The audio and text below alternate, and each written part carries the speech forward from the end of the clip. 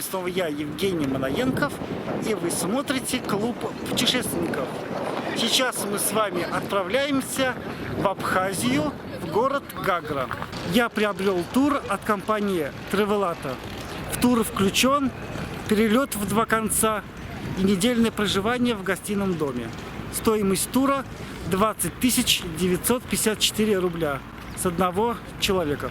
Сам гостиный дом находится в поселке Цандрипеш Гагрского района. В советское время Абхазия считалась роскошным курортом. Алло, Анюта, ты себе не представляешь.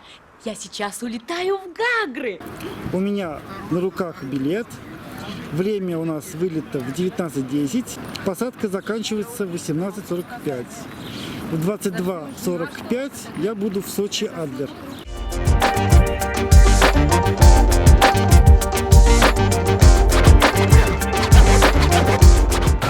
Добрый вечер. Здравствуйте. Лечу уральскими авиалиниями. Время полета 3 часа 15 минут.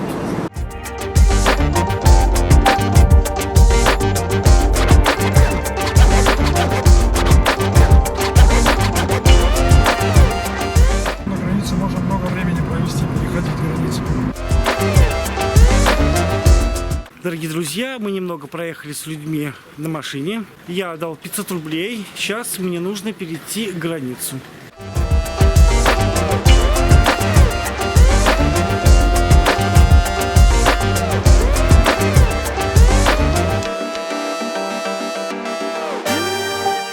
Перешли пограничный контроль. Сейчас мы нашли машину и доедем до нашей гостиницы.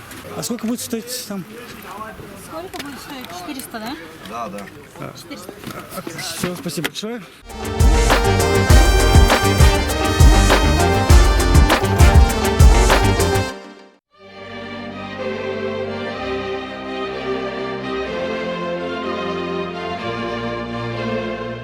Абхазия – регион на Южном Кавказе, охватывает более 5000 лет с момента ее заселения, времен Нижнего Палеолита до ее нынешнего статуса, частично признанного в стране государства. 17 февраля 1810 года в настоящее время дата отмечается по старому стилю. Российский император Александр I подписал манифест, согласно которому Абхазское княжество на правах автономии вошло в состав Российской империи. С 1810 по 1864 год Абхазское княжество сохраняло автономное управление в составе России. С 1864 по 1917 год Абхазия, Сухумский военный отдел, Сухумский округ, была подчинена царской администрации на Кавказе. 4 марта 1921 года Абхазия была провозглашена Советской Социалистической Республикой. 16 декабря 1921 года вошла в состав Грузинской ССР на договорных началах. Затем 13 декабря 1922 года в состав СССР.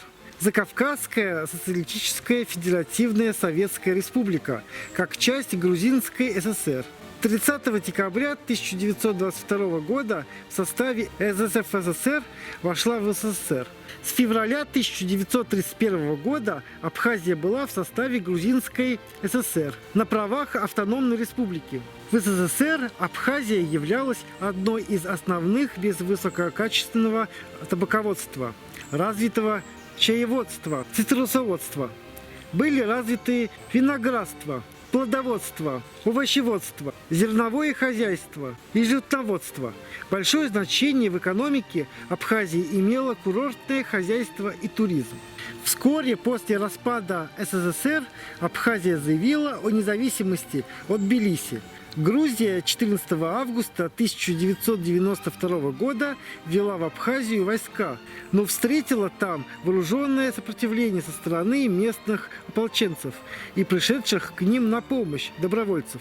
Вооруженный конфликт завершился 30 сентября 1993 года, когда абхазские отряды отбили город Сухуми и вышли к реке Ингуре, по которой в советское время проходила граница между Абхазской СССР и остальной Грузией. С тех пор Грузия лишилась контроля над Абхазией, которая стала самоуправляющейся территорией, не признавшей юрисдикцию Тбилиси. Руководство Грузии всегда рассматривало Абхазию как часть территории страны и добивалось возвращения в регион всех грузинских беженцев. В свою очередь, власти Абхазии не соглашались на предлагаемый Грузией статус автономии и настаивали на признании региона как субъект международного права. С 1994 по 2008 годы мир в зоне грузино-абхазского конфликта поддерживали коллективные силы по поддержанию мира СНГ, укомплектованные российскими военнослужащими. Грузино-абхазские переговоры урегулированию конфликта, которые проходили под эгидой ООН, были прерваны в 2006 году, после того, как власти Грузии провели в Кадорском ущелье полицейскую операцию, в ходе которой туда были введены армейские подразделения и спецназ МВД, а само ущелье переименовано в Верхнюю Абхазию. Вот, дорогие друзья, мы приехали к нашей гостинице. Ну, здесь вообще никого нет.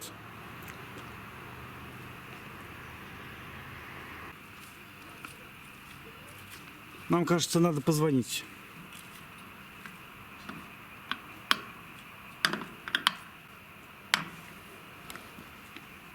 Хотя время уже позднее.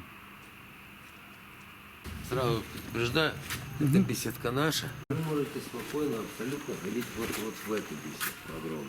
Ага.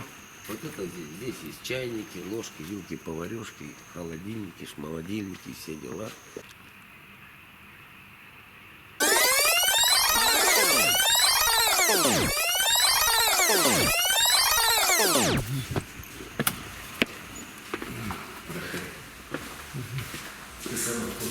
Я из Москвы.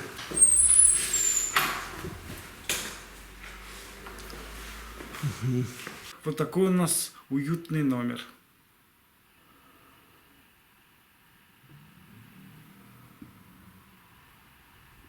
Значит, смотри, санузел, вот он. Так. Дверь отъезжающая. Тут у нас душевая кабина с туалетом. Здесь у тебя балкон. Здесь шкаф. Поберешь свои вещи. Телек с Wi-Fi. Ну, в общем. Еще есть общий балкон. О, общий балкон. Да. Шикарно. Вот смотри, видишь, вот дорога идет. Так, ну да. Вот. Через 50 шагов ты на пляже. Ага, классно, Да. классно.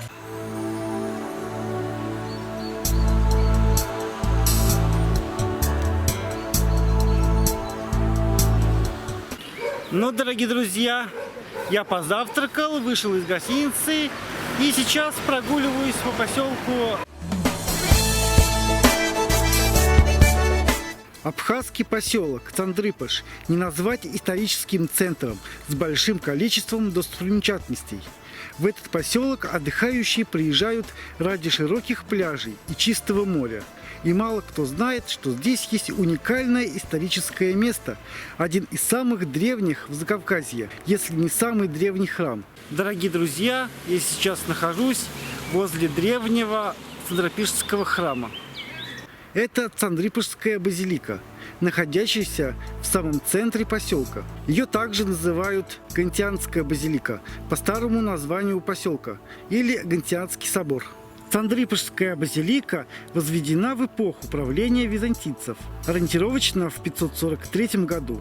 Поселение Саурчи, находившееся на месте современного Цандрыпыша, тогда был крупным религиозным центром Абазгии, старинное название Абхазии.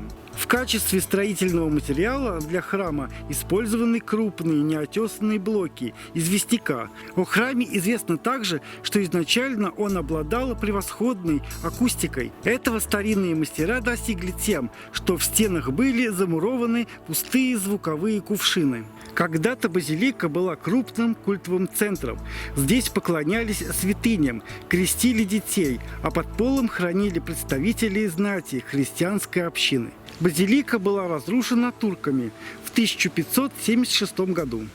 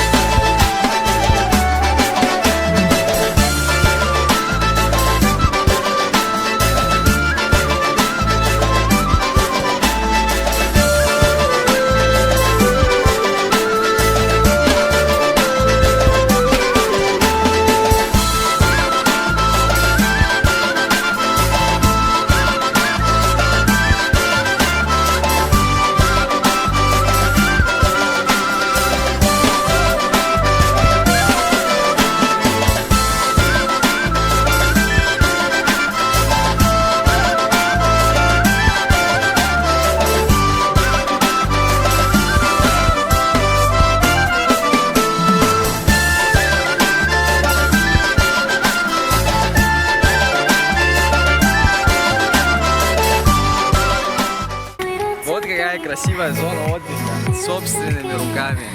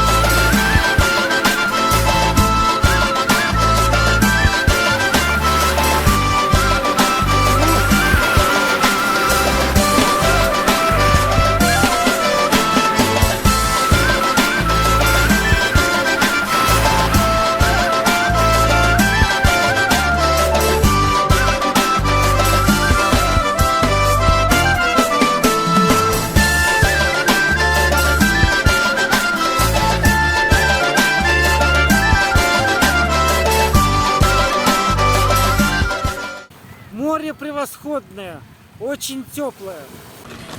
А здесь, дорогие друзья, на берегу моря, на пляже есть замечательное кафе Малибу. Пойдемте покушаем и заодно попробуем. Как раз сейчас время обеда. Добро пожаловать в кафе «Малибу». У нас вкусно, как дома. Будем рады вас видеть. Я к вам подойду. Вот у нас меню, дорогие друзья. Посмотрим, что есть.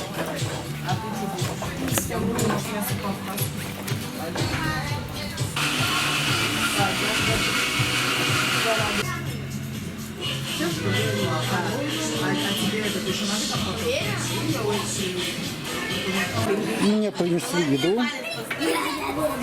Суп харчо, салат по-абхазски и хлеб-лаваш. И на третье компот. Этот компот приготовлен из фейхоа, плодов растения, которое растет в Абхазии. Стоимость такого обеда 615 рублей.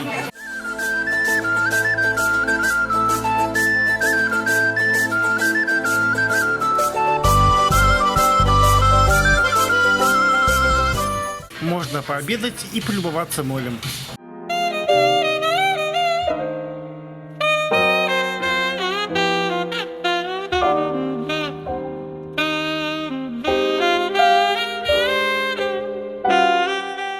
Хорошее кафе, хорошее обслуживание, очень все вкусно. А сейчас, дорогие друзья, мы отправляемся в Гагру.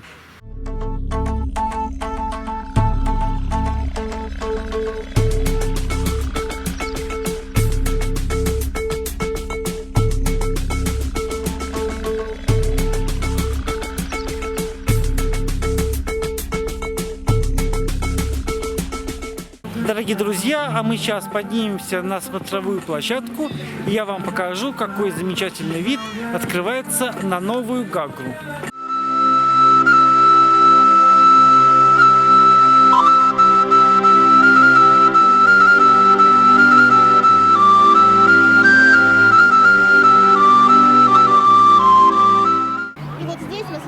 Один из отрогов Гагрского Христа. Как раз он и закрывает Старую Гагру. Это все район Новой Гагры. Большая группа зданий. Этот район кемпинг.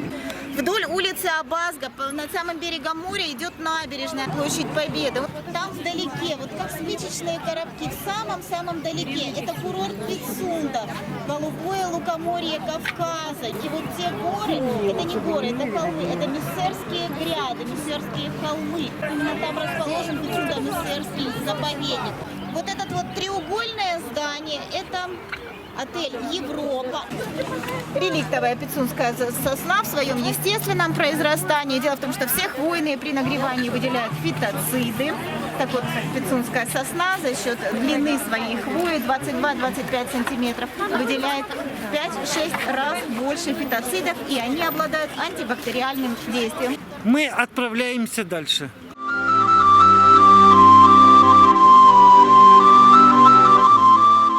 Представляет из себя трехэтажное здание с каменным цокольным этажом и двумя этажами деревянными. Они собраны из норвежской сосны по технологии без гвоздевой сборки. Вот это фронтонная лестница. Это постройка уже советского времени, 30-е 40-е годы. На фронтоне ресторана расположены знаменитые часы, популярнейшие в то время фирмы Шварцвальдский Шатен. Люстры, горный хрусталь, более 600 килограмм каждая. Этот ресторан посещали такие известные личности, как Николай II в 1912 году, Федор Шаляпин, Антон Чехов, Максим Горький, Иосиф Виссарионович Сталин тоже в свое время. Ресторан был культурным центром города, не только местом торжественного открытия, не только первоклассным рестораном.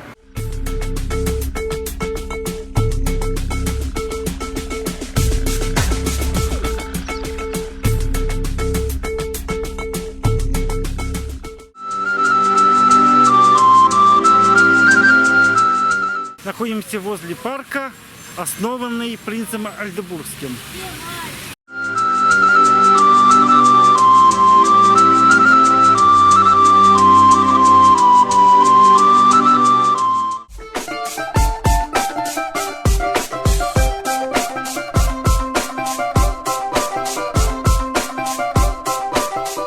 Мы сейчас зашли на мыс и понаблюдаем вечернюю Гагру. Небольшое освещение, это район Старой Гагры, улица с интенсивным освещением, колесо обозрения, гостиница Абхазия, санаторий Амза. Это все вот Новая Гагра. И уже по линии горизонта мыс Пицунда, вдающийся в море на 4 километра. Вот эти постройки Принцевские. Здесь была расположена мебелированная гостиница и гостиница Приморская. Сейчас в советское время пансионат Джейквара, сейчас это один из самых дорогих объектов размещения Апаатан. Вот это здание вот здесь, элитный ресторан Гагра в советский период.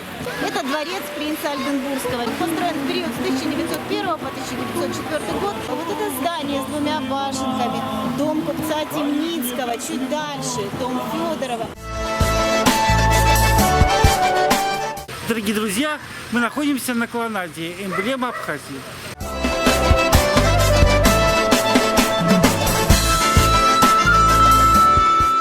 Колоннада выполнена одновременно в двух архитектурных стилях: советский классицизм и мавританский стиль. Вот эти элементы на самих башнях архитектурного комплекса и фонтан – это все элементы мавританского стиля. Этот комплекс представляет из себя аркаду протяженностью 60 метров, огибающую полукругом фонтан. 4 башни архитектурного комплекса соединены малыми аркадами по 8 арок каждая. Эта колоннада была построена после Великой Отечественной войны как символ возрождения курорта в период с 1949 по 1955 год. 23 января 1956 года колоннада была торжественно открыта. И да, действительно, здесь снимался «Зимний вечер в Гаграх», знаменитейший фильм.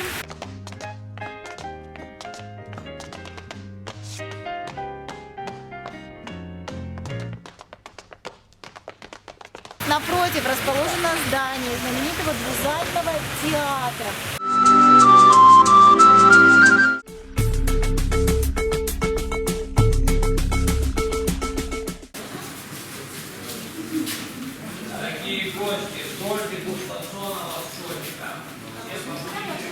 Дорогие друзья, мы сейчас находимся в винном погребе Бахуса. Честно хочу вам сказать, в нашей стране нет людей, которые не пьют вина.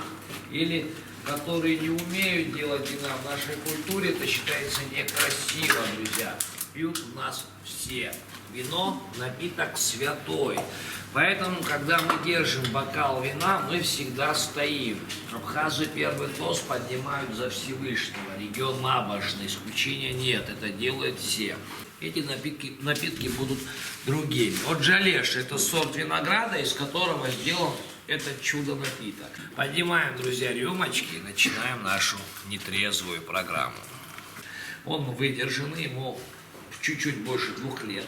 Плотность у него максимальная, терпкость средняя. Сахара в напитке нет, но вино не кислое, легкая кислиночка.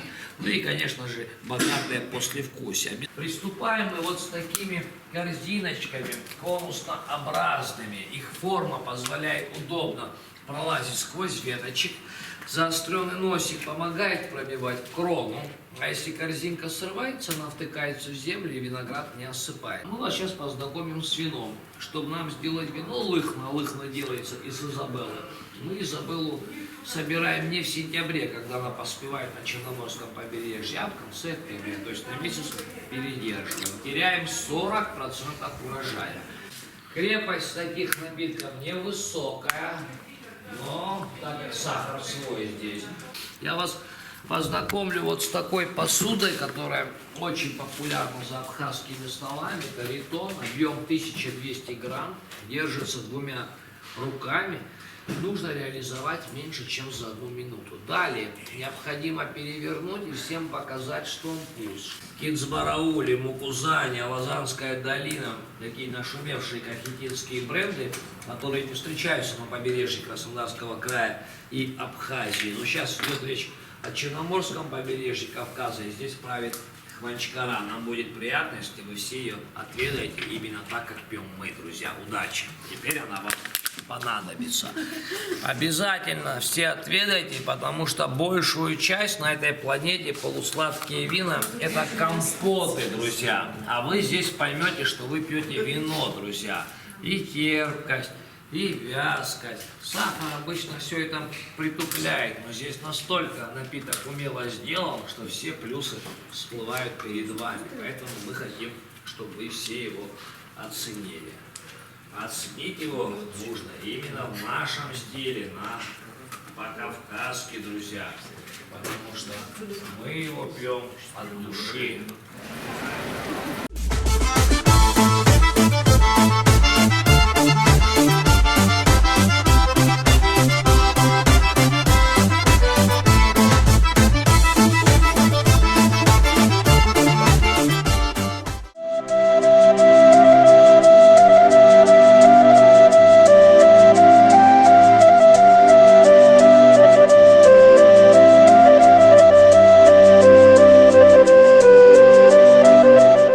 Дорогие друзья, мы возле водопада Девичьи слезы.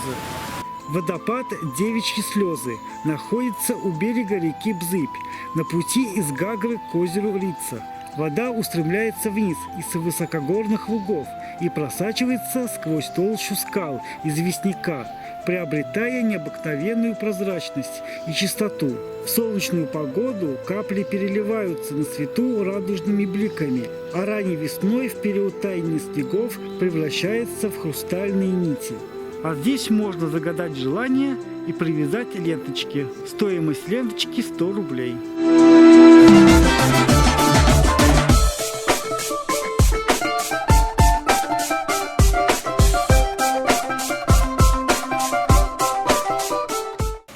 Дорогие друзья, мы на сыроварне. Сейчас мы посмотрим, как изготавливается абхазский сыр и продегустируем. Меня зовут Одиссей, сейчас я вам покажу древнюю технологию приготовления абхазского сыра. То есть я вам сейчас покажу сам принцип его приготовления в небольших пропорциях и в показательных целях. Ну и для того, чтобы получить хотя бы по 1 килограмм сыра, нужно не меньше 6 литров молока, то есть от 6 и выше. И при этом еще молоко можно будет использовать абсолютно любое, то есть коровье, овечье, козье и даже буйволицы. А самое главное, чтобы при этом молоко оно было домашним, но не из магазина. Из магазинного молока сыр у нас не получится, поскольку оно проходит термообработку и уже после чего теряет свойство сворачиваться. Я готовлю сыр из коровьего молока. Все же знаете, что такое сыворотка? Ну, расскажу еще раз. Сыворотка – это обрат молочно-кислых продуктов. И получается то, что после приготовления сыра либо какого молочного продукта сыворотки остается больше. Эту же сыворотку также еще и используют вторично. И сыворотка, она точных пропорций по добавлению не имеет. То есть, чем она кислее, тем меньше ее в приготовлении и понадобится. Ну, а примерно уходит где-то 1 к 1. И еще молоко, оно закипеть не должно. Оно должно только лишь подогреться. Если молоко закипит, то получится творог, а не сыр. Ну и вот, молоко подогрелось и добавляем сыворотку. А сыворотка, она добавляется по краям емкости, небольшими пропорциями до тех пор, пока молоко полностью не отделится от краев и не начнет самостоятельно сворачиваться. И после чего газ уже отключаем, чтобы сырная масса, она не закипела. И молоко оставляем вот так вот еще хотя бы на минут 40, чтобы у него было время самостоятельно свернуться. А поскольку у нас с вами тоже столько времени нету, я этот процесс ускорю тем, что просто его размешаю. Ну и все же это в домашних условиях нужно делать на медленном огне. Я же все это делаю частично в ускоренном виде, чтобы не тратить вашего времени. Ну и вот, в принципе, уже можете обратить внимание, молоко, оно потеряло свой цвет и набрало в себя зеленовато-прозрачный. Это у нас получилась сыворотка. И после чего сам сыр уже сцеживаем. А сцеживать сыр удобнее всего будет через дуршлаг, либо через марлю. Это кому как будет удобно. Сыр сцеживаем, не давим и не прессуем, просто поддадим ему форму. И форму сыру также поддать можно абсолютно любую, самая распространенная форма круга. Поддали форму, оставляем сыр на дуршлаге на пару часов, чтобы с него сходила лишняя влага, то есть сыворотка. И готовим уже рассол. А рассол он готовится из той сыворотки, то, что остается после приготовления сыра. И солится столовая ложка на литр сыворотки. Переложили сыр в рассол, дальше дело вашего вкуса. То есть, если нравится менее соленый сыр, то вы можете его продержать сутки в рассоле. Он будет менее соленый и более мягкий. А чем дольше сыр будет зреть в рассоле, тем он будет солонее и тверже. И поскольку раньше холодильников не было, такие же молодые сыры, они не хранились дольше 7 суток. По этому поводу было придумано само копчение. Ну и вот перед вами сыры двухсуточного копчения, и они хранятся до 4 месяцев без холодильников. А поскольку раньше скота было много, сыры изготавливали в больших количествах, и все это происходило в горах. С ранней весны до поздней осени пастухи делали такие вот заготовки на зиму. А вот такой вот кусок сыра коптили целый месяц, и он хранится до 5 лет без холодильника. А чтобы его применять в пище, его нужно было распарить на водяной бане. Он примерно за минут 20 набирал потерянную влагу при копчении и увеличивался в объеме. А уже после становился мягкий, питательный, как сыр двухсуточного копчения. Коптим же мы продукцию на ольхе, либо плодово-ягодных культурах. Так же, как и мясо в соседней коптильне. Ну а здесь у нас уже коптится мясо. Точнее, само мясо мы первые сутки вялили, а вторые сутки мы его уже только коптили. И за счет этого мяса оно хранится неделю без холодильника, а в холодильнике чуть дольше месяца. Мясо у нас домашняя свинина, это вырезка. Первый сыр я вам подам из коровьего молока, второй сыр я вам подам из овечьего молока. Овечий сыр считается одним из самых полезных сортов сыра. И третий сыр козий сухое копчение. Козий.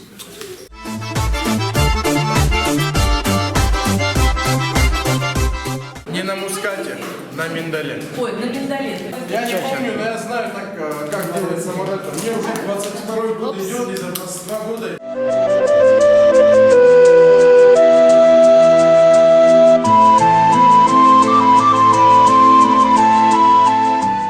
Дорогие друзья, здесь растут платанцы винограда.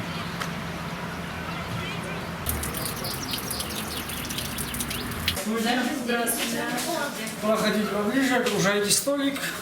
Пчелок наших не боимся. Самая добрая пчела, северокавказская. 5 видов меда. Это каштан, эвкалипт, майский померанцевый, цитрус белой акации. Горный луговой, как у вас в России, цветочный. Каштан. темный из-за содержания в нем природного йода, 33% йода. Также это мед с небольшой горчинкой. Эвкалипт, самый редкий вид меда, визитная карточка Абхазии. Эвкалипт растет в Абхазии и в Австралии, цветет 2 раза в году, весной и осенью. Ну а бывает, что 2-3 года вообще не цветет. Да. Майские померанцы, цитрус белой акации. Женским медом его еще называем. Это апельсин, мандарин, лимон и белая акация. Горный луговой, как у вас в России цветочный, более 1000 полевых цветов. Если где-нибудь на рынке не конопатит кто-то, нужно будет его записать. Посмотрим.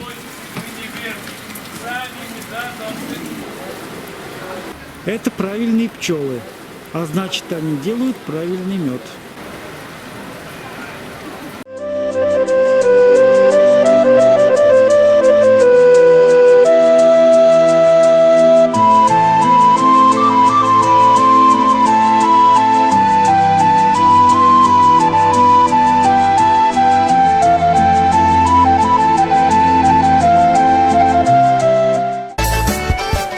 На реке Бзыбь, недалеко от Голубого озера, можно прокатиться на зиплайне.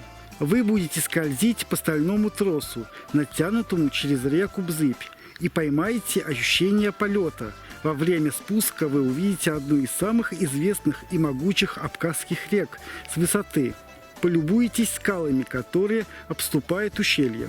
Стоимость такого развлечения – 1000 рублей с одного взрослого человека. Слава России! Ура! Абхазия! Все, теперь домой можно ходить.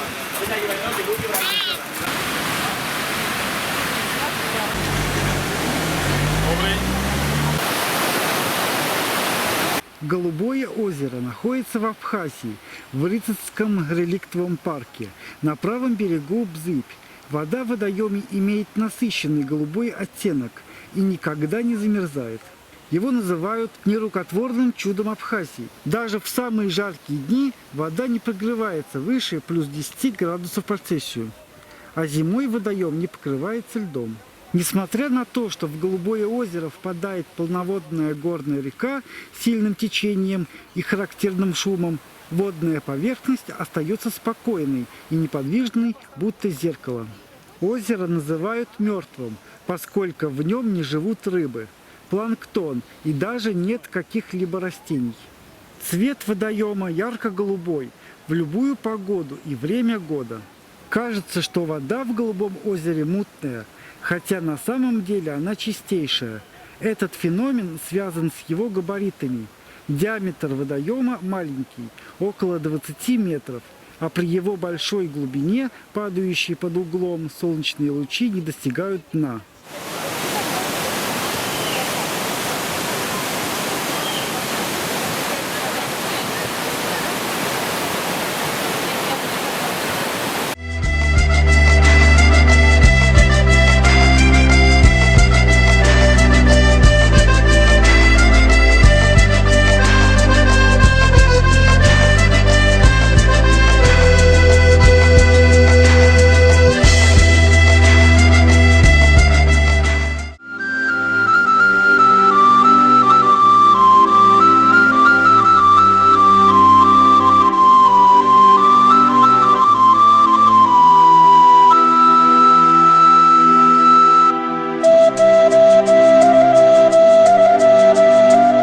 Юбшарский каньон или каменный мешок – это довольно узкое ущелье, образовавшееся в результате разлома скалы при землетрясении. По дну ущелья течет река Юбшара, которая и дала ему название.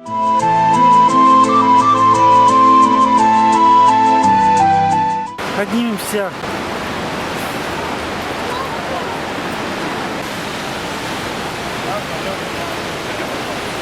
Здесь ленточки, можно загадать желание, дорогие друзья. Длина ущелья составляет около 8 километров. Высота скал колебается от 200 до 500 метров. В ущелье всегда очень влажно и холодно.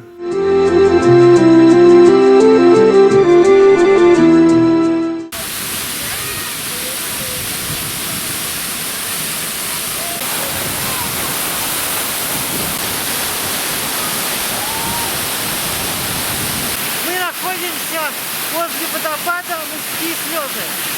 Посмотрите, пожалуйста, как плачут мужчины. Сколько слез.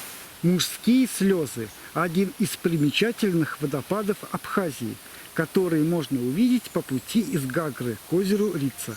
Горный поток спускается с почти отвесных вершин Большого Кавказского хребта и обрушивается с высоты 11 метров в небольшую чашу рядом с кромкой дорожного полотна. Длинное прямое русло, по которым вода несется к уступу, и шумный каскад хорошо просматриваются со стороны автотрассы.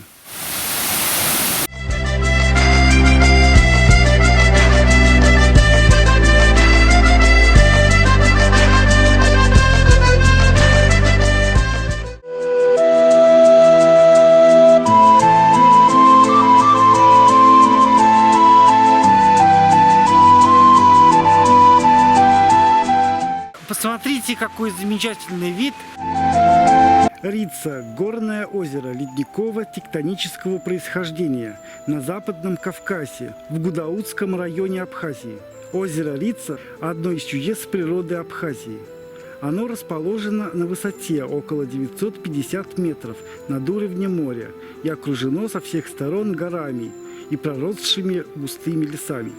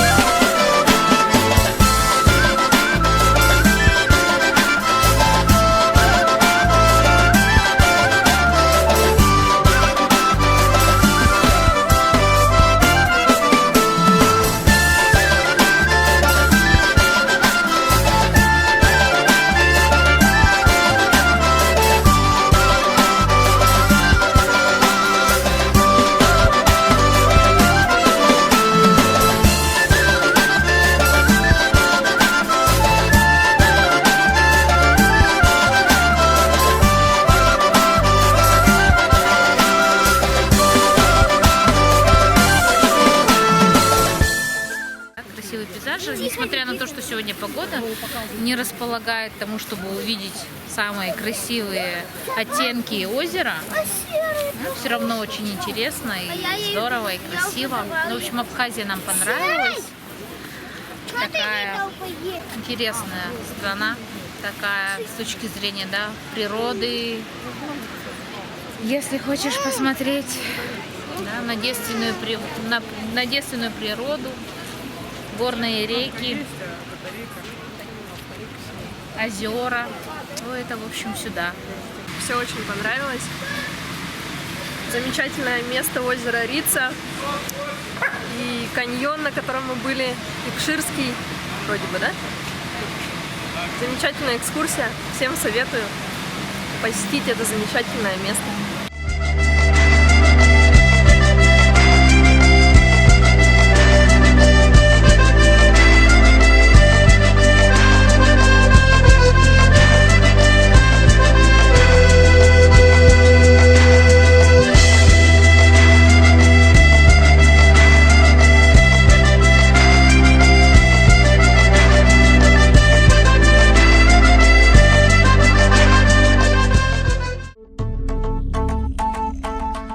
Дорогие друзья, мы идем на дегустацию чая.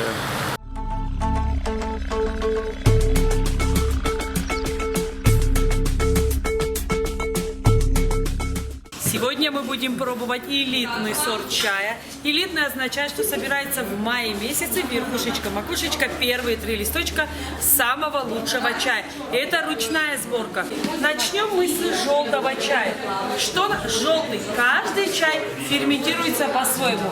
Ферментация – это обработка чая. Желтый чай получили путем обжаривания чайных листьев до испарения собственного сока.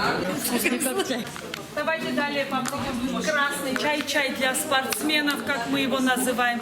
Красный, потому что в течение суток в собственном соку ферментировался именно красный чай. На вкус напоминает легкий отвар шиповника или черного чая с медом, но это не шиповник и не черный, а красный полуферментированный. Давайте далее попробуем молочный улун. Молочный улун относится к рядам белых чаев. Он бывает искусственный и натуральный. Давайте сегодня попробуем натуральный молочный улун, который произрастает в предгорном Гудаутском районе. Молочный улун натуральный. Не забываем, что он бывает искусственный, крашеный также. Вот такой он с пыльцой, очень вкусный, нежный молочный улун. Повторюсь, чайную ложечку, ребят, без горочки. Доказано. Пожалуйста. Давайте далее попробуем на виду ферментированный тот самый чай от компании Велюр. Майский чай, уже готовый с медом на медовой пасеке. Ферментировался этот чай. Необычное послевкусие майского нежного чая с медом будем. Травяной сбор, он называется горец кавказский. У подножия кавказских гор произрастает наша трава. До 14 видов трав на основе кавказского горца. Он будет сладкий за счет стевии. Стевия – природный сахарозаменитель. Какие травы сюда входят на основе кавказского горца? Кавказский горец, рододендрон, стевия, клубника, ежевика, малина, липа, душица, амаранта, расторопшенный иван-чай. Дорогие друзья, мы попробовали чай и отправляемся дальше.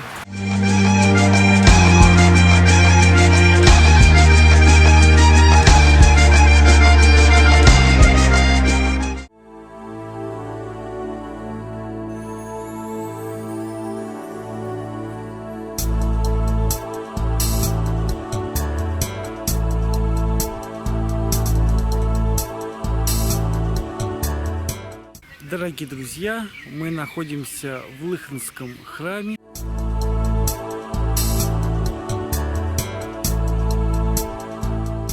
Лыхницкий храм Успения Богородицы – один из немногих средневековых православных храмов, дошедших до нас в почти первозданном виде.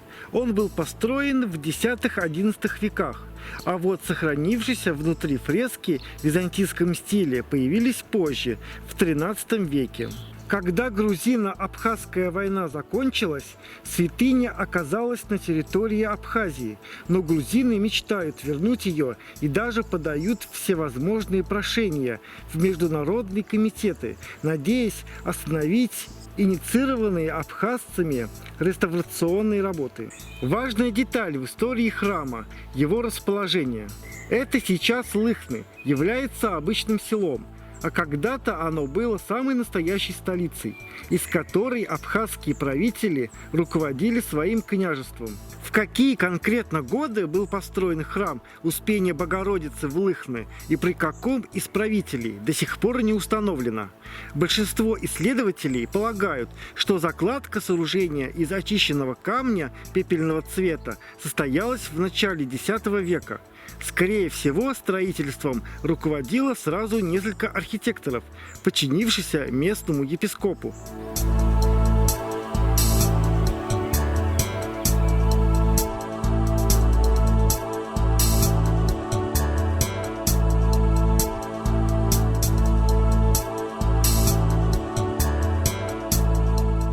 Ну а мы, дорогие друзья, отправляемся дальше. Сейчас нас ждет город Новый Афон.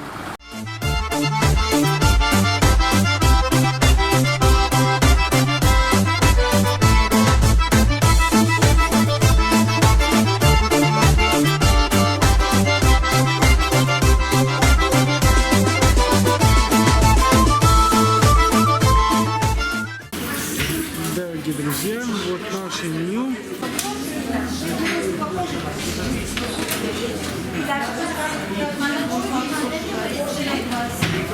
я взял себе окрошку на кисломолочном продукте, дальше хачапур и 2 хлебушка. А кофе еще готовится. Я взял кофе на песке. Стоимость такой порции 500 рублей. О, ну попробуем. В такое жаркое лето окрошка самое то.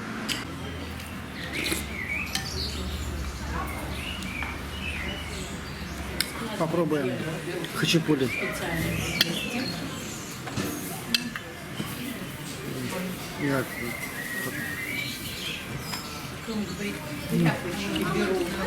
Кто кофе заказывал?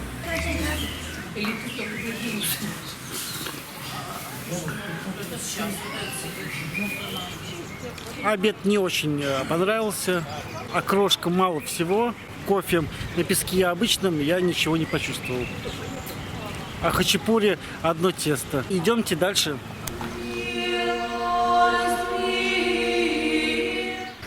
Мы находимся возле Новоафонского монастыря святого апостола Симона Канонита. Новоафонский Симоно-Канонитский мужской монастырь находится в Абхазии, на горе Афон, на высоте в 75 метров над уровнем моря. Основан он в 1875 году монахами-выходцами из Греции. Это один из крупнейших религиозных центров всего Кавказа, место паломничества и одна из популярных туристических достопримечательностей Абхазии. С 2011 года монастырь относится к Абхазской православной церкви. Он привлекает верующих всего мира и туристов своей историей и красивейшими пейзажами. Монастырь окружен садами, парками и расположен на побережье Черного моря. Место, где расположен монастырь, известно более 2000 лет, как религиозный центр и тесно связано с именем святого Симона Канонита, апостола Христа, который проповедовал христианство среди местного населения и был убит римскими легионерами в I веке до нашей эры. Симон Канонит жил в небольшой пещере близ современного монастыря. Молитвы возносил в расположенном неподалеку гроте. Рядом с ним был похоронен. С тех пор это место посчиталось верующими людьми как святое. Это уединенное место в XIX столетии приметили греческие монахи, которые, спасаясь от гонений и войн на территории Старого Афона в Греции, попросили русского императора Александра II предоставить им место для молитв вдали от бурных политических событий.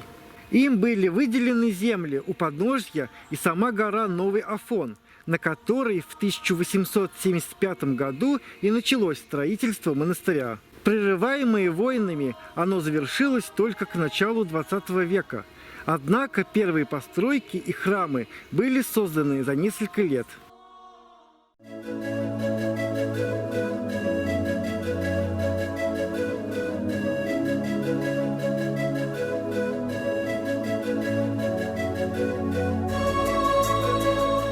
Но, дорогие друзья, мы сейчас спускаемся к рукотворному водопаду по тропе грешников.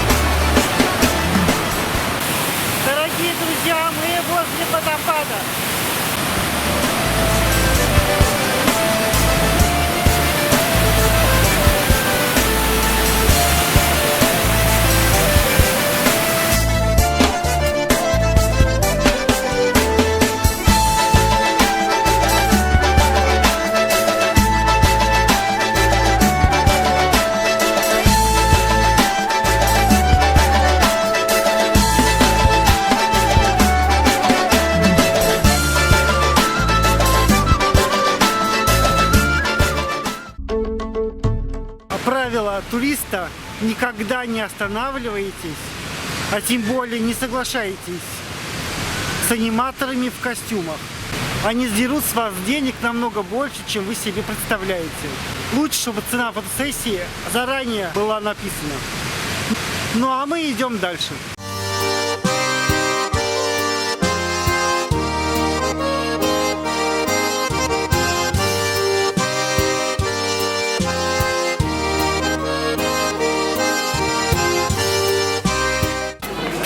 Со стороны выглядит как здание.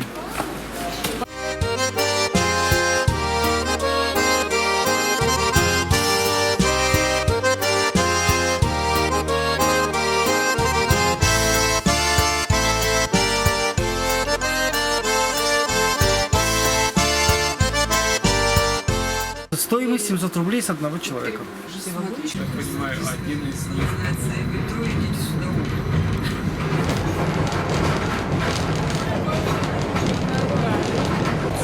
Ну вот, дорогие друзья, едем в пещеру. Здесь даже есть своя карта.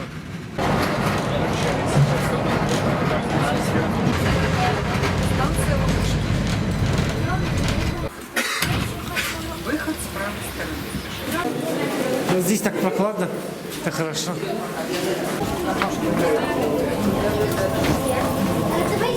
Пещера образуется преимущественно в карбонатных породах, в известняках, доломитах, гипсах, а также в соляных породах.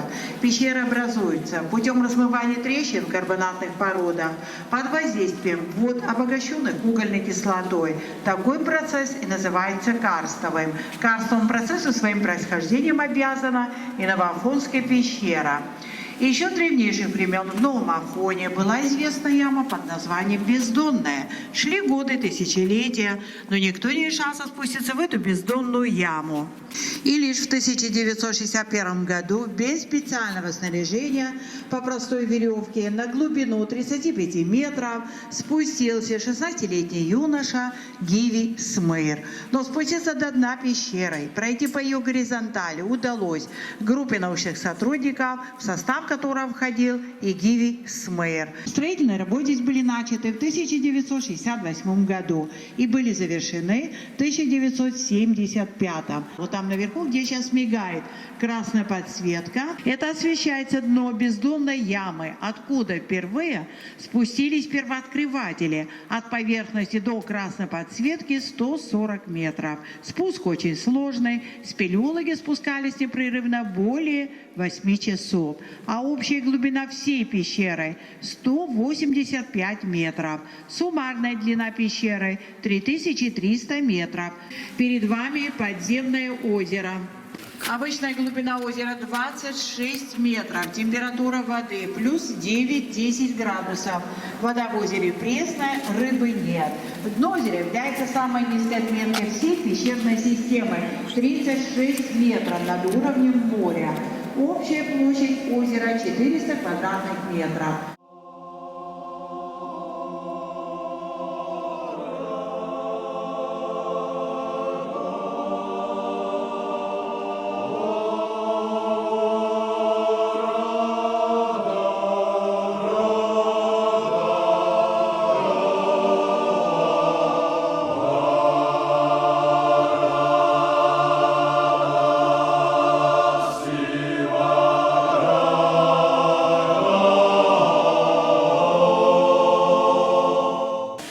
Дорогие друзья, мы вот гуляем по этой огромной пещере.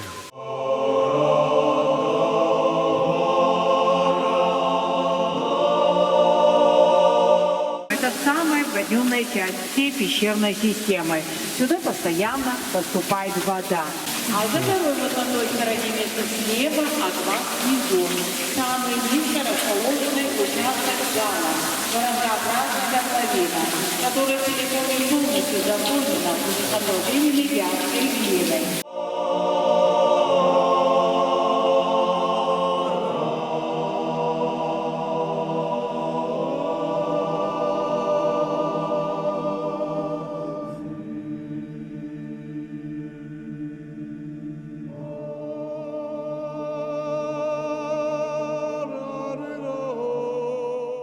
Продолжаем, дорогие друзья, наше путешествие по пещере. Капает здесь везде.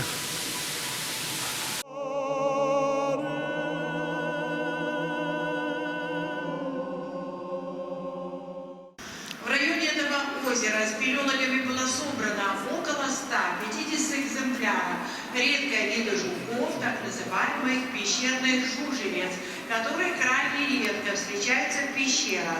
Относительно низкие температуры, высокая влажность воздуха и отсутствие света определяют особый комплекс пещерной фауны, который подразделяется на 3 основные группы. К первой группе, кроме жужелиц, относятся мокрицы, моллюски, лжескорпионы красновато-коричневого цвета. Также встречаются пауки, длинноусые кузнечики-хищники, усики которых заменяют им зрение. Особый интерес здесь представляют это летучие мыши. Они относятся ко второй группе. Всю зиму летучие мыши проводят спячки, повиснув на потолках карстовых пещер. Затем, ранней весной, первым просыпаются самки, вылетают наружу, а через месяц только за ними следуют и самцы. Только они взяты с истоков высокогорных рек, а именно с маленьких труднодоступных пещер. Их доставляют нам спелеологи. Они обладают положительной энергетикой, хорошо фильтруют воду. Эти кристаллы очень древние и им больше, чем 500 000 лет.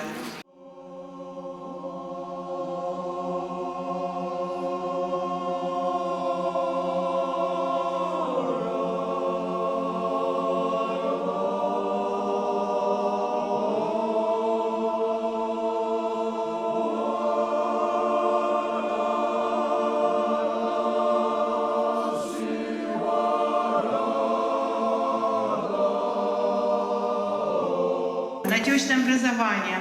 Сталактиты, сталагмиты и сталагнаты. Как же они образуются? Сталактус – это греческое слово, означает капающий.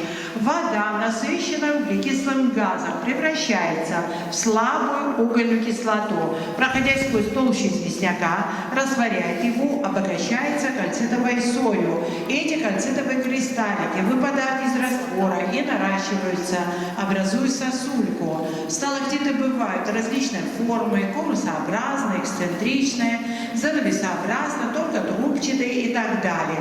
А навстречу им растут так называемые сталагмиты. У них точно такое же образование, что и у сталактитов. Только капля воды, которая не удержалась на потолке, падает вниз, и там уже начинают наращиваться сталагмиты. А когда сталактиты соединяются с сталагмитами, образуют кальцитовые колонны. Вот там наверху проема вы видите, как бы пальмовый ствол подпирает потолок зала. Это уже 3-я группа кальцитовых образований, то есть сталагнат. Обратите внимание на потолок этого зала, и вы видите, до чего он отшлифован. Это говорит о том, что здесь когда-то прошли бурные потоки подземных вод.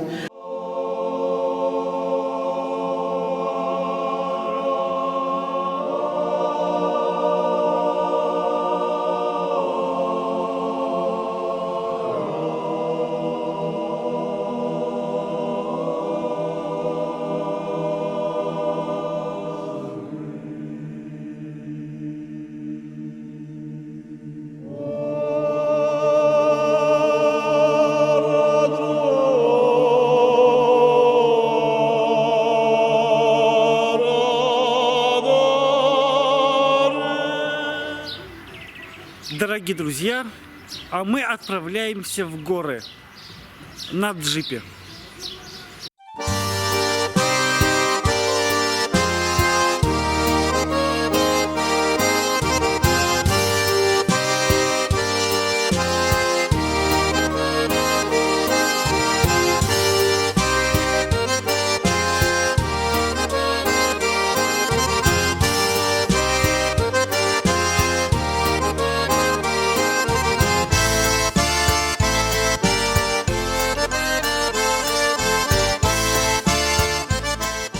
Дорогие друзья, мы сейчас вот на ту гору будем подниматься.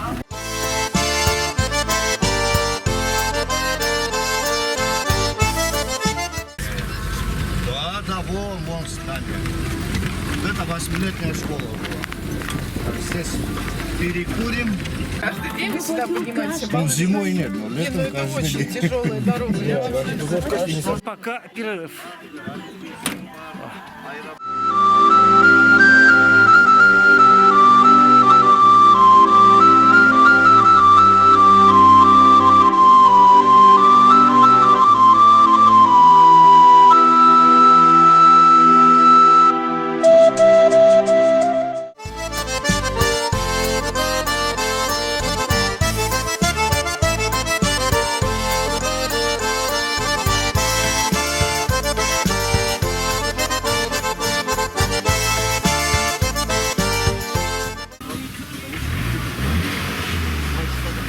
Еще одна остановочка.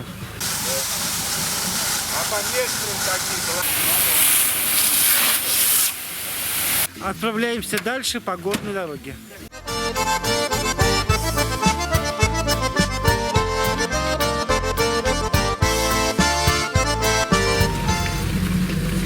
Это скальный участок называется.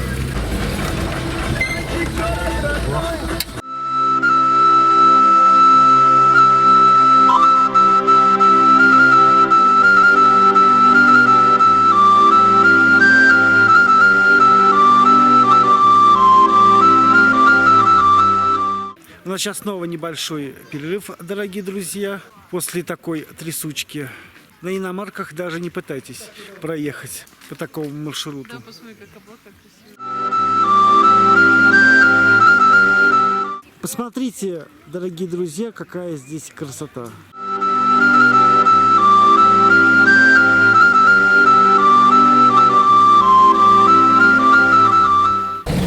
Здесь в горах у нас погода такая.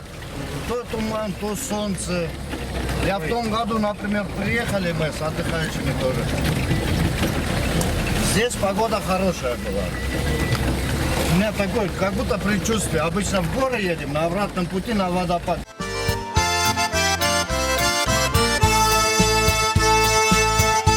Мы добрались до конечной.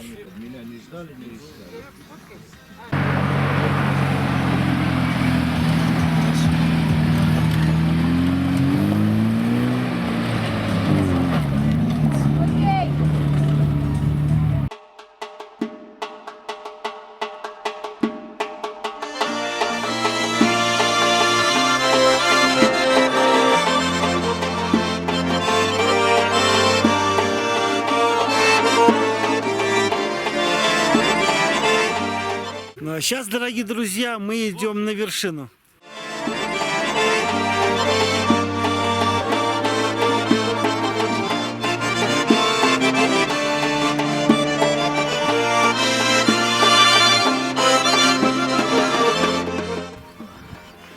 Как красиво же вообще.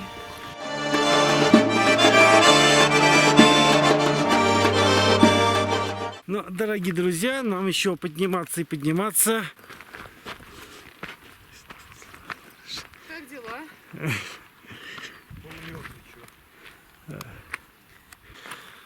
Ну, как ваше ощущение?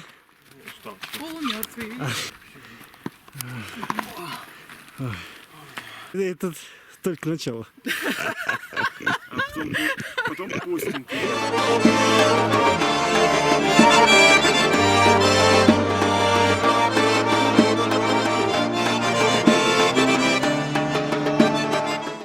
Поднимаемся.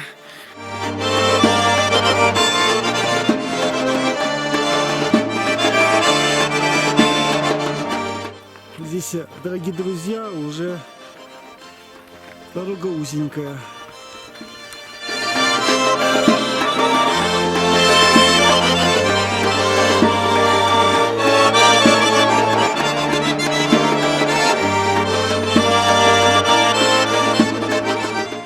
Сейчас уже становится холоднее.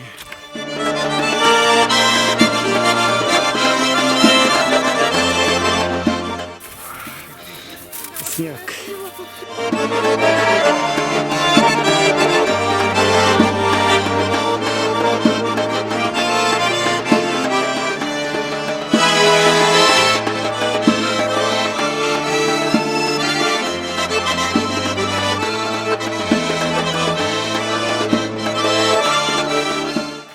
друзья, довольно нелегко подниматься на гору. О, это мой первый опыт.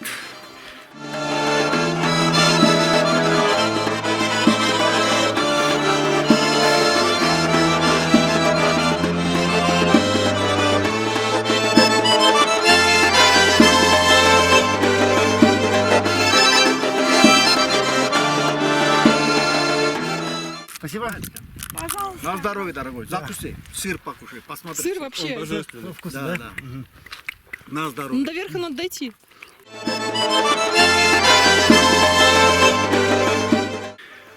Двигаюсь до самой вершины. Сказали идти еще 15 минут. Конечно, обувь у меня не предназначена для горной ходьбы.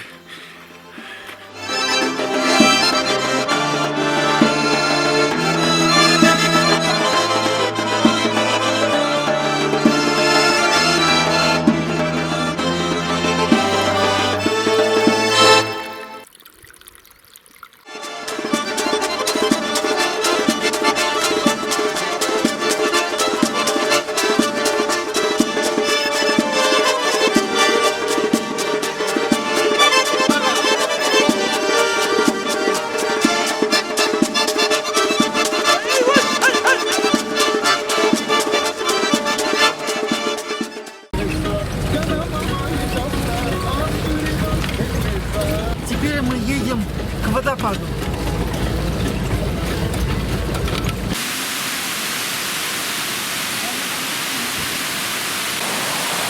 Мы находимся возле водопада Черный тюльпан.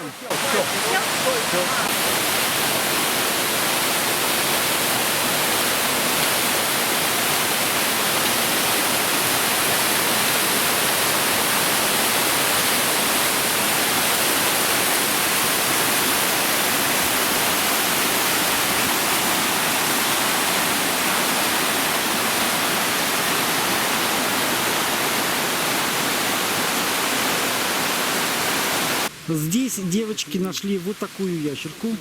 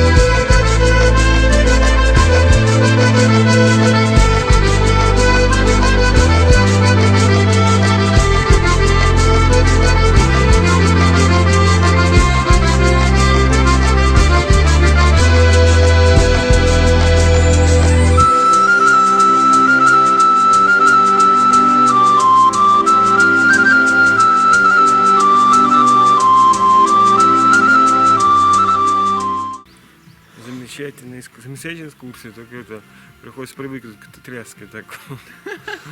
Это адаптация такая, она должна пройти у каждого человека. То есть потом будет уже легко, уже привыкнуть. Человек всегда к всему приспосабливается. А так самое интересно, красивый такой, красивая такой вот панорама, красивая из лугов, там такие цветочки растут, так вершина почти Гималаев, можно сказать.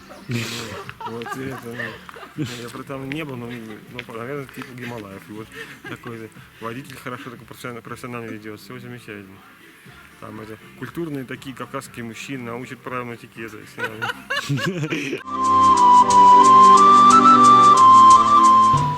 Дорогие друзья, на этом наш выпуск из замечательной Абхазии подошел к концу. Абхазия меня впечатлила своим гостеприимством, своими красотами. Отлично подходит для семейного отдыха. Вы смотрели клуб путешественников «Абхазия». С вами был, как всегда, я, Евгений Манаенков. Подписывайтесь на канал и ставьте лайк. Всем пока-пока, до встречи в новых путешествиях.